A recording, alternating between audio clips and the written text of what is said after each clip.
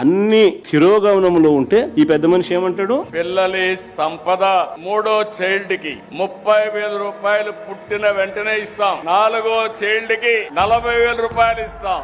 సంతానమే సంపద. ముగ్గురిని కనండి, నలుగురిని కనండి అని ఈయన అంటాడు. ఒకవైపు నేను ప్రభుత్వంలో వ్యవస్థలన్నీ ఇంత దారుణమైన పరిస్థితిలో ఉంటే క్వాలిటీ ఆఫ్ లైఫ్ అనేది చంద్రబాబు నాయుడు హయాంలో ఇంత అధ్వానమైన పరిస్థితిలో ఈ రోజు కనిపిస్తా ఉంటే దానిని మెరుగుపరచాల్సింది పోయి ఈ పెద్ద మనిషి ముగ్గురిని కనండి, నలుగురిని కనండి అని చెప్పి ఈ రోజు అన్నిటికన్నా బాధ ఏమిటంటే మహిళలను పిల్లలను పుట్టించే యంత్రాలుగా భావించడమే చంద్రబాబు చేస్తా ఉన్న అతి దిగజారుడు రాజకీయము మాటలు. పిల్లలను పుట్టించే యంత్రాలుగా మహిళలను మాత్రమే ఆయన పరిగణలోకి తీసుకుంటా ఉన్నాడు. కాదు, మహిళలు బాగుంటేనే కుటుంబాలు బాగుంటాయి. మహిళలు సంతోషంగా ఉంటేనే గ్రామీణ ఆర్థిక వ్యవస్థ నిలబడుతుంది, రాష్ట్ర ఆర్థిక వ్యవస్థ నిలబడుతుంది.